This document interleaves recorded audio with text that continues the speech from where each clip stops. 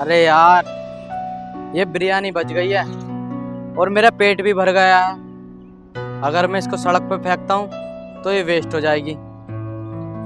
अरे हाँ, मैं एक काम करता हूँ, ये बिरयानी ना उस भिखारी को दे देता हूँ। इस बहाने उस भिखारी का पेट भी भर जाएगा और हो सकता है वो मुझे दुआ भी दे दे।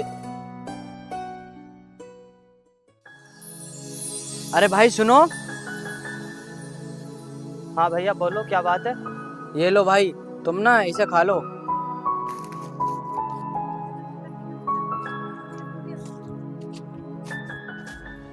अबे ओए, इधर ला।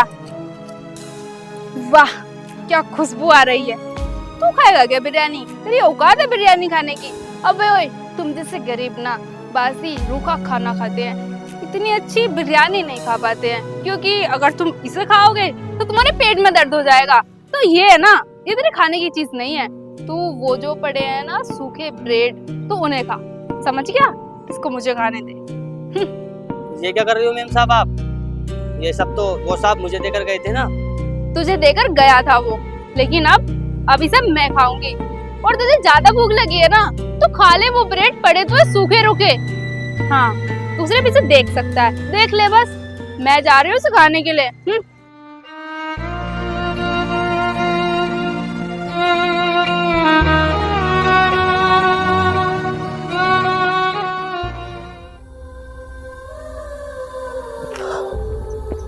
आज तो साइड पे इतना काम था, खाना खाने का भी टाइम नहीं मिला। बड़ी मुश्किल से टाइम निकल गए। अब यहाँ पार्क में खाना पड़ रहा है। अब जल्दी से खाना खा लेता हूँ, काम भी बहुत करना है अभी।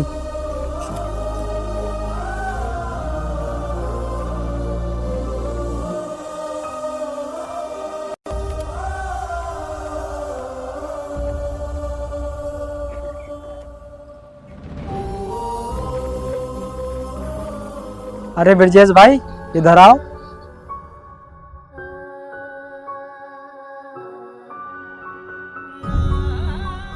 बैठो।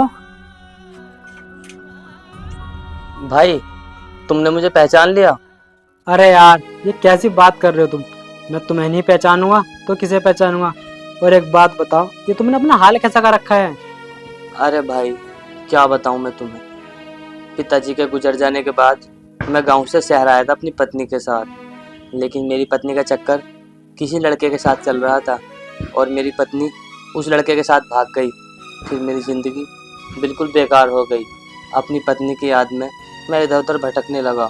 मुझे कहीं भी काम नहीं मिल पाया और कुछ दिनों बाद जाकर एक जगह मुझे काम मिला भी, लेकिन वहाँ पर मेरा काम में बिल्कुल भी मन नहीं लगा। इसलिए मैंने वहाँ पर काम नहीं किया और तब से ही मेरी ज़िंदगी ऐसे ही गुजर रही है।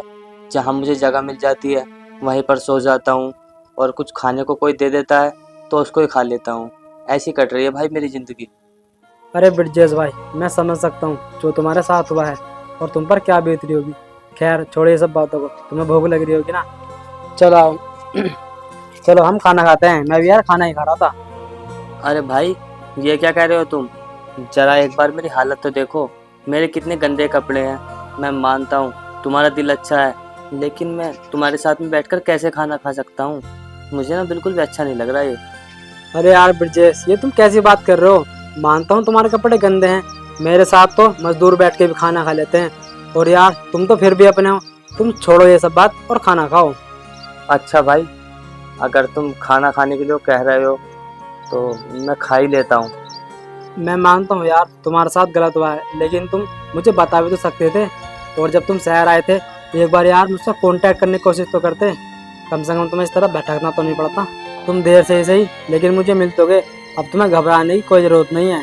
और हाँ, अब तुम्हें काम ढूंढने की भी कोई ज़रूरत नहीं है। अब तुम मेरे पास रहना, मैं ही तुम्हें काम दिलवा दूंगा। अब टेंशन लेने की कोई ज़रूरत नहीं है तुम्हें। मुझे अपने साथ मत रखो, वरना तुम्हें दिक्कत आ जाएगी। क्योंकि मेरा ना काम करने में बिल्कुल भी मन नहीं लगता है। जब से मेरी पत्नी मुझे छोड़कर गई है, मैं हमेशा डिप्रेशन में रहता हूँ। इस डिप्रेशन ने न जाने कितनों की जान ले ली।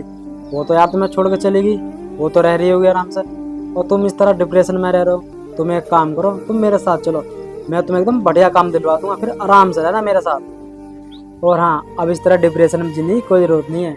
अच्छा खासा काम मिलेगा यार, कमाना खाना। ऐसे किसी के पीछे ज़िंदगी ख़राब नहीं किया करते। सब बात छोड़ यार, अब तू खाना खा। ठीक है भाई,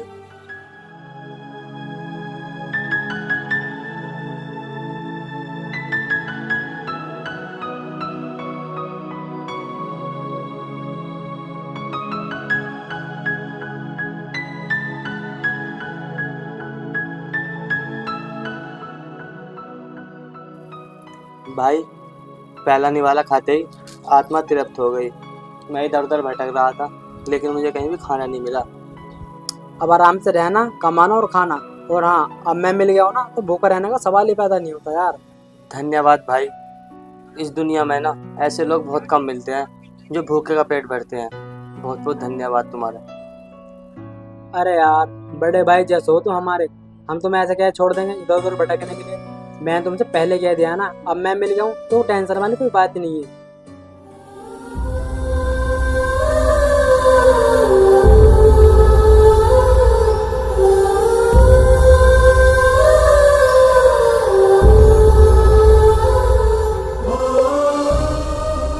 अबे ओए, कहाँ लेकर जा रहा है इस भिखारी को? ये सड़कों पर भीख मांगता है और घर के अंदर क्यों लेकर जा रहा है? भिखारी नहीं है ये ब्रिजेश भाई हैं, करण चाचा के लड़के। ओ अच्छा, ये करण चाचा का लड़का है। अबे ओए, थोड़ा दिमाग से भी काम ले लिया कर। एक बार इसके कपड़े तो देख लेता, हालत कैसी हो रही है। अरे अगर सोसाइटी में तो इसे लेकर जाएगा ना तो लोग हमें ही सोसाइटी से बाहर निकाल देंगे। इसका कोई स्टेटस नहीं है और तू इसे सोसाइटी में लेकर चला है।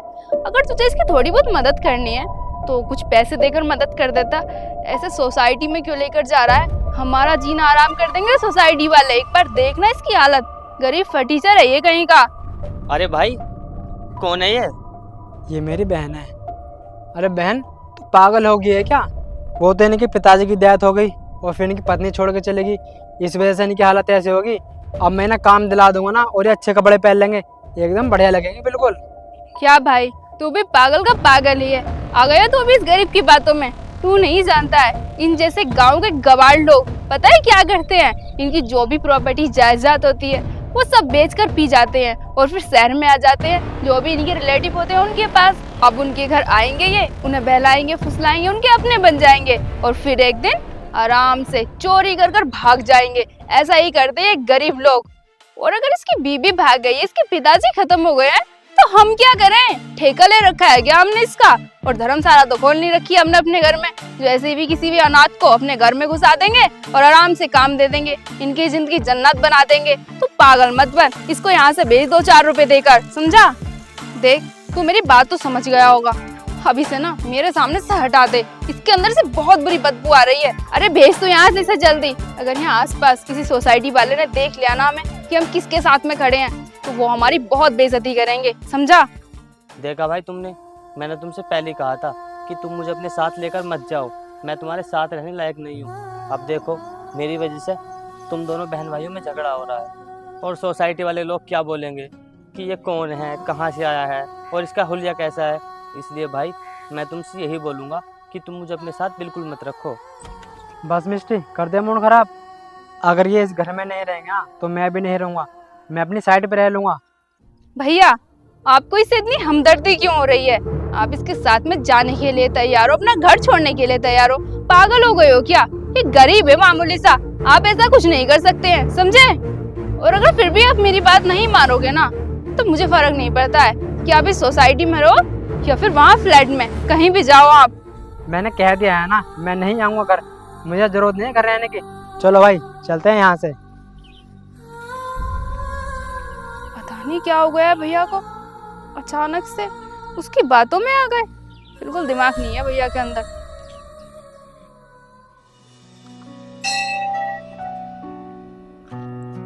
भाई मैं माफ़ी चाहता हूँ यार, मेरी बहन ने तुम्हें उल्टा सीधा बोला। अरे कोई बात नहीं भाई, इंसान जैसा होता है उसे वैसे ही बोला जाता है। तुम्हारी बहन को मेरी हालत देखकर ऐसा लगा तो उन्होंने बोल दिया। खैर छोड़ो यार ये सब बात। अगर तुम इस हालत में रहोगे तो लोग यार तुम्हें ऐसा बोलेंगे। तुम एक काम करो, तुम मेरे साथ मार्केट चलो, मैं तुम्हें अच्छे से कपड़े दिला कर लाता हूँ। भाई ये क्या कह रहे हो तुम मेरे ऊपर क्यों फालतू में खर्चा कर रहे हो? इसमें खर्चे की क्या बात है? बड़ा भाई माना है मैंने तुम्हें, और अगर छोटा भाई बड़े भाई के लिए कुछ कर रहा है तो इसमें गलत क्या है? भगवान ने मुझसे मेरे सारे रिश्ते छीन लिए, लेकिन फिर भी आज मैं बहुत खुश हूँ। मुझे बहुत खुशी है कि इस दुनिया में कोई तो बचा है जो मुझे अपना समझता है। कोई बात नहीं भाई, अगर भगवान एक हाथ से लेता है तो दूसरा हाथ से दे भी देता है। अब तुम यहाँ टाइम वेस्ट मत करो, मेरे साथ चलो। ठीक है भाई, चलो।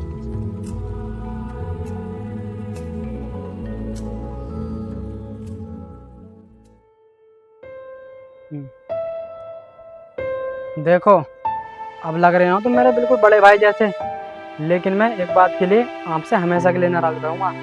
आप इतनी मुसीबत में थे और आपने मुझे बताया नहीं। अरे भाई, अब माफ़ भी कर दो, चलो।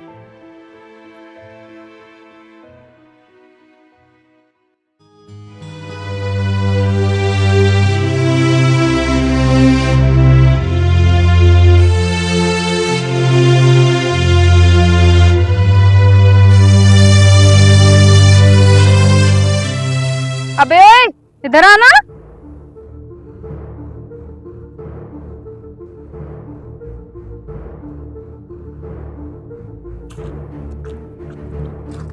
भैया कहाँ पर है? भैया तो साइट पर काम कर रहे हैं। वो ना वहाँ पर कुछ मीटिंग चल रही है। जो ये होटल है ना, इसको कुछ दोबारा से बनाने की तैयारी चल रही है, तो इसलिए वहाँ पर कुछ क्लाइंट आए हुए हैं, उनके साथ मीटिंग में बैठे हैं। हाँ ठीक है, वो मुझे ना गाड़ी की चाबी चाहिए थी। गाड़ी की चाबी दे मुझे। क्या कार की चाबी चाहिए? ये लीजिए मैम साहब, कार की चाबी। अच्छा सुन, मुझे एक बात बता, तुझे शर्म नहीं आ रही है मेरे भैया के साथ में रहते हुए? अरे वो भोला भाला है, उसे समझ में नहीं आता है कि दुनियादारी क्या है। तुझे तो समझ में आता होगा ना, जो तू मुंह उठाकर आ गया उसके पास और रह रहा है आराम से। कुछ तो शर्म कर। उस मासूम की जिंदगी क्यों खराब कर रहा है? वो जितने भी पैसे कमा रहा है सब तेरे ऊपर उड़ा रहा है। और वैसे भी तू पहले अपने बाप को खा गया और फिर अपनी बीवी को खा गया, अब तो मेरे भाई की जिंदगी में आ गया है। कुछ दिनों बाद कहीं तू उसे भी ना खा जाए, मुझे डर लगता है। देख, शर्म कर और जहाँ से आया है वहाँ वापस चला जा। भगवान के लिए मेरे भाई का पीछा छोड़ दे तू। तेरी वजह से हमारा अच्छा खासा परिवार उजड़ गया। मेरा भाई मुझसे ठीक से बात भी नहीं करता है, उसे लगता है कि मैंने उसे चढ़ाया है। तेरी वजह से हमारे बीच में बहुत झगड़ा हुआ है और मैं नहीं चाहती हूँ कि मेरे भाई की जिंदगी में कुछ उठल पुठल हो, क्योंकि तेरा मनु साया अगर उस पर पड़ गया तो शायद उसकी जान को भी खतरा हो सकता है। इसीलिए मैं कह रही हूँ तू चला जा अपने गाँव वापस। मैं अपने भैया से कह दूंगी कि तू अपनी मर्जी से गया है, फिर हमारी जिंदगी में भी सब ठीक हो जाएगा और तू भी अपना अच्छे से टाइम काट लेगा। अगर तुझे ऐसा लग रहा है ना कि तुझे कुछ मिलेगा नहीं, तो फिर मैं ना तुझे कुछ पैसे दे दूंगी, तो उन पैसों से अपना गुजारा कर लेना। बस हमारे परिवार को छोड़कर कहीं दूर चला जा। इस भिखारी को अच्छा पहनने के लिए, खाने के लिए क्या मिल गया? हमारे घर में इसने जगह ही बना ली, जाने का नाम ही नहीं ले रहा था। ये जैसे भिखारी ना ऐसे ही होते हैं, इन्हें जरा सा हाथ दो तो ये गट्टा पकड़ लेते हैं, जाने का नाम नहीं लेते हैं। फिर अच्छा हुआ चली गई मुसीबत।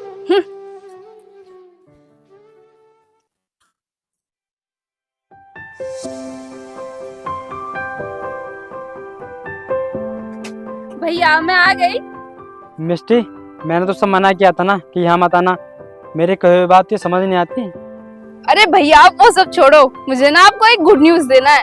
वो जो था ना तुम्हारे साथ में भिखारी सा ब्रिजेश, उसको मैंने गांव भेज दिया। बदतमीज, किसी ने कहा तुझसे उसे भगाने के लिए? मैं तेरी इस गलती की ना तुझे बहुत बड़ी सजा दूंगा। भैया इसमें मैंने क्या गलत किया? मैंने अपना परिवार बचाया है, कोई गलती नहीं की है। आप तो नादान हो, आपको नहीं पता है कि किसको साथ में रखना है, किसको साथ में नहीं रखना है। आप जानते हो वो कितना बदकिस्मत इंसान है, उसकी किस्मत कितनी ज्यादा खराब है। अरे वो ना अपने घर में सभी को खा गया, अपने बाप को खा गया, अपनी बीवी को खा गया, और तो और उसकी जिंदगी ना बदतर हुई पड़ी है। वैसे भी मैं आपसे ना बहुत ज्यादा प्यार करती हूँ, मैं नहीं चाहती कि मेरे भाई को कुछ हो। जब से वो हमारी जिंदगी में आया है उसने हमारी जिंदगी खराब कर दी, हमारा हंसता खेलता परिवार उजाड़ दिया। और बताइए भैया आपको कितने हिंट चाहिए? वो ना पनौती है एक नंबर का, अगर हम उसके साथ में और ज्यादा रहेंगे तो वो हमारा पूरा परिवार खा जाएगा। इसीलिए मैंने जो भी किया है बहुत सही किया है। अब आप ना उसे कभी भी अपनी जिंदगी में वापस मत लाना, मैं कह रही हूँ, समझे आप? तू उसे पनौती बता रही है? तू जानती भी है उसने हमारे लिए क्या कुछ नहीं किया। वो कितना भला इंसान है। जब पिताजी बीमार थे, जब हमें पैसे देने के लिए कोई तैयार नहीं था, ना घर के और ना रिश्तेदार, तो उसने अपनी झुग्गी बेचकर 10,000 का इंतजाम किया था। उसके इतने बुरे दिन चल रहे हैं, लेकिन फिर भी उसने आज तक हमसे अपने 10,000 रुपये नहीं मांगे। वो ऐसे ही घुट घुट कर अपने दिन काट रहा है। अगर वो चाहता तो हमसे वो 10,000 रुपये मांग सकता था। अरे उसके पिताजी इस दुनिया से चले गए और उसकी बीवी उसे छोड़कर भाग गई। मैंने सोचा इसे अपने साथ काम पर रख लूँ, इसका ध्यान भटका रहेगा, लेकिन तूने उसे काम से ही निकाल दिया। उसने हमारा कितने बुरे समय में साथ दिया और आज उसका बुरा समय है तो हम अपने फर्ज से पीछे हट रहे हैं। अरे किसी गरीब की मदद करना बुरा नहीं होता। क्या भैया, उसने हमारी इतनी मदद की? जब पापा बीमार थे तो उसने मदद की थी हमारी। भैया आपने मुझे पहले क्यों नहीं बताया? काश आप मुझे पहले बता देते तो मैं उसके साथ में ऐसा नहीं करती। उस बेचारे को मैंने इतना उल्टा सीधा बोला है, इतना ज़्यादा परेशान किया है, मुझे खुद पर ना शर्मिंदगी हो रही है। मैंने ना बहुत बेइज्जती की थी उसकी। उस बंदे ने फिर भी मुझे उल्टा जवाब नहीं दिया। अगर वो चाहता तो मेरी 2 मिनट में बोलती बंद कर देता, कहता कि मैंने तुम्हारी मदद की थी उस समय, तो मैं वहीं चुप हो जाती। मेरे पास जवाब नहीं होते उसे देने के लिए, लेकिन उसने मुझे उल्टा जवाब तक नहीं दिया, चुपचाप मेरी बातें सुनता रहा। आज ना मैं अपने किए पर बहुत शर्मिंदा हूँ। हो सके तो मुझे माफ़ कर देना भैया। आई एम सॉरी भैया, मैंने बहुत गलत किया। मिष्टी, उसने इंसानियत के नाते तुझसे कुछ नहीं कहा। अगर वो चाहता तो 2 मिनट में तेरी बोलती बंद कर देता। तूने ना बहुत गलत किया है उसे काम से निकाल कर। अच्छे खासे इंसान को तूने तरसाया है। और हाँ, अगर तुझे माफ़ी मांगनी है ना तो उससे जाके मांग, मुझसे नहीं। मैंने जो किया है ना उस पर मैं शर्मिंदा हूँ। मुझे ना उनसे माफ़ी मांगनी है। प्लीज़ उन्हें बुला लो कुछ भी कर कर। अभी अभी गए हैं वो यहाँ से, ज़्यादा से ज़्यादा वो पास वाली बिल्डिंग में पहुँचे होंगे। अब वहाँ पर जाकर वहाँ से उन्हें बुला कर ले आइए। आप वहाँ पर जाकर उन्हें बुला कर लेकर आइए, मैं उनसे माफ़ी मांगूंगी। ठीक है मिष्टी? ठीक है मिष्टी, मैं देखता हूँ जाकर।